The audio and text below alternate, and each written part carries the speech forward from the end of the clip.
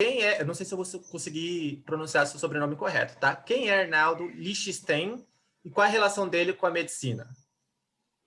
Arnaldo Lichtenstein sou eu, sou clínico geral, eu sou formado em 1984 na Faculdade de Medicina da USP, dou aulas lá que eu fiz meu doutorado, e sou médico, atuante tanto nas hospitais clínicas quanto em consultório particular. Bom, como o meu projeto é em relação a 2020, eu vou fazer perguntas referente ao probleminha que a gente teve em relação à pandemia, né? Em 2020, a gente teve a pandemia de coronavírus, e eu queria que o senhor pudesse explicar bem rapidinho as 3 palavrinhas que a gente mais ouviu, o que é uma pandemia, o que é a OMS e o que é o coronavírus. Opa, vamos lá. Pandemia é uma infecção que corre o mundo, tá? Então, existem epidemias, que são essas infecções em grande escala, mas localizada, e a pandemia é quando a infecção em larga escala e generalizada nos continentes. OMS, a Organização Mundial da Saúde, é uma entidade supranacional de muitas nações, que depois a gente pode até discutir as ações que teve durante essa epidemia, né? E o vírus é um vírus que é um vírus inicialmente silvestre, ou seja, que estava na natureza, provavelmente veio do morcego, outros parentes deles vieram de parentes do dromedário do camelo, mas esse veio do morcego na Ásia, na China, e encontrou um meio ambiente muito bom para se proliferar, que é a espécie humana. Basicamente, ele é um vírus que tem gente até que questiona se ele é um ser vivo, porque ele não consegue se replicar e se reproduzir sozinho. E isso é uma definição de vida. Então, ele precisa de outros para se manter vivo. Então, ele é um RNA vírus. Então, lembrem que tem a matriz da vida, que é o DNA, ele se replica e forma o RNA, e o RNA induz a formação de proteínas. Então, esse não é um DNA, é um RNA vírus, ele entra na célula e faz com que a célula humana ou do seu hospedeiro produza ele próprio, que é o RNA, e proteínas. Então, é assim que ele se replica. A gente aqui no Brasil, a gente teve o primeiro caso registrado em março, logo após o Carnaval. Por que hoje, no finalzinho de 2020, a gente está com uma média aí de 1.000 mortes por dia? Porque passado tanto tempo, a gente ainda tem muita gente morrendo. Na verdade, a morte é uma pequena fração dos contaminados. Então, nós falamos em torno de 1% das pessoas contaminadas morrem. Ou seja, 80% tem uma infecção muito leve, 10% aí tem algum sintoma, 5% são hospitalizados com gravidade importante e mais ou menos 1% morre. Então, ou seja, nós estamos falando que a morte continua em número elevadíssimo, porque as infecções continuam em número elevadíssimo. E as infecções continuam em número elevadíssimo porque as pessoas não fizeram a sua lição de casa. Tá? Os governos não fizeram e as pessoas, os cidadãos não fizeram. Isso no Brasil e isso no mundo. O que significa isso? Se você tem contato com 2 pessoas, ou com 10 pessoas, ou com 100 pessoas, ou com 1.000 pessoas, o vírus se dissemina através da via respiratória. Então, se você tivesse isolamento de pessoas, isolamento da respiração das pessoas através da máscara, você não teria esse número. Então, por isso que desde o começo, desde final de fevereiro, quando começou o primeiro caso no Brasil, nós falamos insistentemente como um mantra. Isolamento social, ou seja, uma distância em que a sua saliva não atinge o outro, que é 1,80 m, 6 pés americanos, a máscara, que mesmo que essa gotícula chegue em você, ela não vai ultrapassar a máscara, e se você tiver com a máscara, se tiver infectado, não vai sair de você. E se você pegar, mexer num ambiente onde alguém infectado mexeu, lave as mãos. Portanto, máscara, isolamento e lavagem de mãos. Continua um ano depois. E como não fizemos a lição de casa, a infecção continua. E, muito provavelmente, teremos um janeiro terrível do ponto de vista de infecção no Brasil.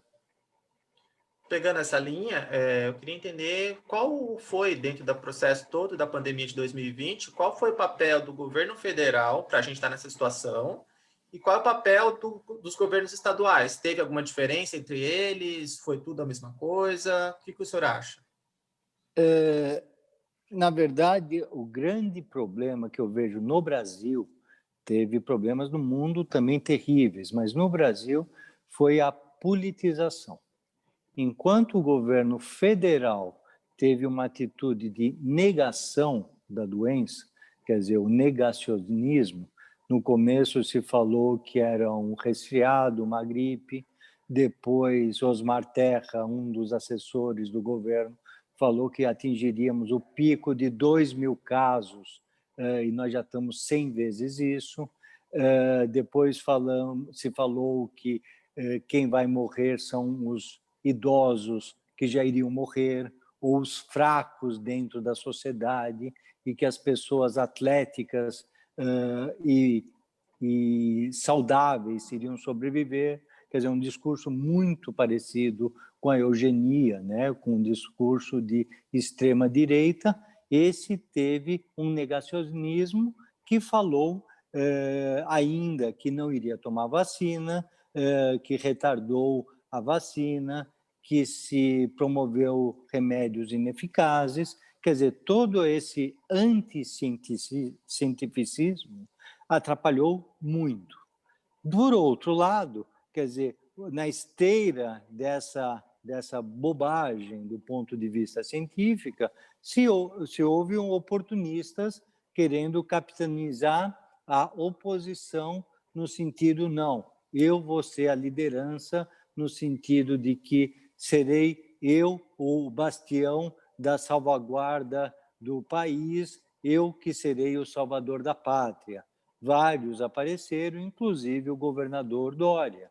Essa posição é um pouco melhor do que a primeira, porque não se negou a ciência, não se negou os dados, mas por ter uma premissa não tão decente, tem muitos pontos vulneráveis que agora começam a ser expostos. Mas, de qualquer jeito, a briga fez com que a população não soubesse em quem acreditar.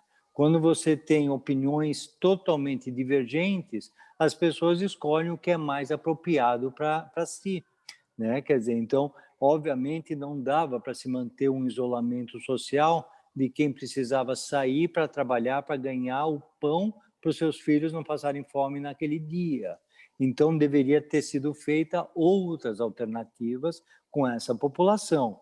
Mas é inadmissível, por exemplo, festas que vemos no fim do ano com 1.000 pessoas de todas as classes socioeconômicas, eventualmente culturais e intelectuais. Nós estamos falando de pancadão a pessoas no condomínio Porto Belo, no Rio de Janeiro, de pessoas iletradas para pessoas popstar, passando por, inclusive, Neymar aí no meio. Então, quer dizer, isso não é um privilégio, essa postura terrível dentro da população. E aí a gente está no final de 2020, alguns países do mundo já começou a vacinação. Qual vai ser o nosso procedimento? O que a gente depois vai ter que fazer depois de ser vacinado? A gente ainda tem que esperar a vacina chegar para a gente. Depois que a gente for vacinado, é vida normal ou não? Temos ainda que tomar algumas precauções. Existem várias vacinas aí e provavelmente o Brasil vai se calcar nas duas principais de produção nacional. No Rio de Janeiro, a Biomanguinhos fabricando aquela da AstraZeneca em parceria com a Oxford, da Inglaterra, e em São Paulo, o Butantan produzindo aquela chinesa, e, portanto, as duas vão ser a grande arma para o Brasil. Duvido que tenha um número expressivo de vacinas da Pfizer, da Moderna ou de outros laboratórios.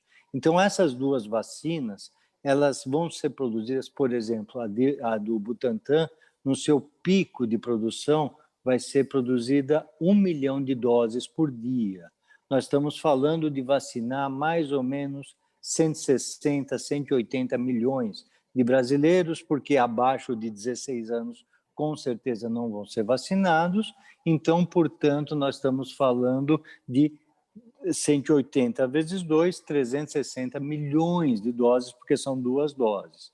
Ou seja, 360 a 1 milhão de doses produzidas por dia, no mínimo durante um dia, um ano, para se vacinar toda a população, se dependesse só dessa vacina. Ou seja, a vacinação vai ser feita durante o ano de 2021. Ou seja, não vai ser tão rápido. E enquanto se vacina, as pessoas vão ter que continuar usando máscara, tá? Provavelmente a vacina vai impedir que a pessoa se contamine com vírus, mas não vai impedir que o vírus se aloje no nariz e nas vias respiratórias. E se essa pessoa tossir, ela vai espalhar esse vírus para quem não tiver imunizado. E, na verdade, imunizado não significa necessariamente ter tomado a vacina. Quer dizer, a vacina, se tiver uma eficácia de 60%, 70%, nós vamos falar que a cada 3 pessoas que se vacinam, e as 3 se tiverem contato com o vírus, uma vai pegar a infecção mesmo tendo se vacinado. Então, portanto, todos vão precisar usar máscara e, portanto, todos vão precisar se vacinar, porque essa vai ser a única barreira da sociedade contra o vírus. O conceito de vacinação tem que ser extrapolar muito mais do que uma atitude individual. Tem que ser uma atitude social, uma atitude de cidadania. E isso é tão mais importante quanto menos eficaz for a vacina. E para finalizar, a última pergunta, doutor. 2020 a gente teve N notícias ruins. Gostaria de saber do senhor, qual é a notícia que o senhor gostaria de ouvir em 2021? O que o senhor gostaria de ouvir, de ver noticiário durante o ano de 2021? A minha bola de cristal já me diz que 2021 vai começar muito ruim.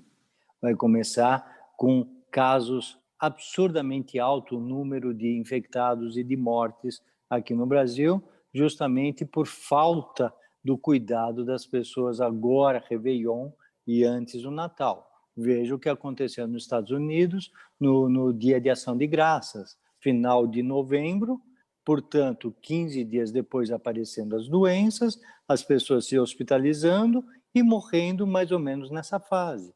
Quer dizer, tudo isso é previsível, isso daí não é um catastrofismo. Então, nós já sabemos que janeiro vai ser assim. Depois de janeiro, fevereiro, vão começar as vacinas, né? E aí, a notícia que eu gostaria de ouvir é que 100% da população se vacinou, né? Dentro das fases.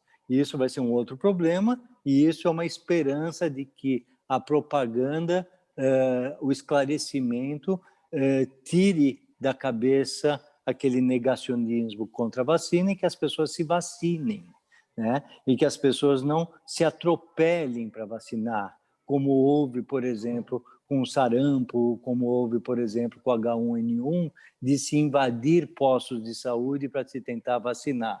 Então, quer dizer, essa é uma outra esperança que eu tenho, que as pessoas decidam se vacinar de maneira ordeira, que haja vacina para todo mundo e que a gente possa voltar a ter a vida nos eixos, que já era difícil sem epidemia e agora se voltou um problema bem mais sério. Se a gente voltar a simplesmente o difícil, já vai ser uma boa notícia para todos.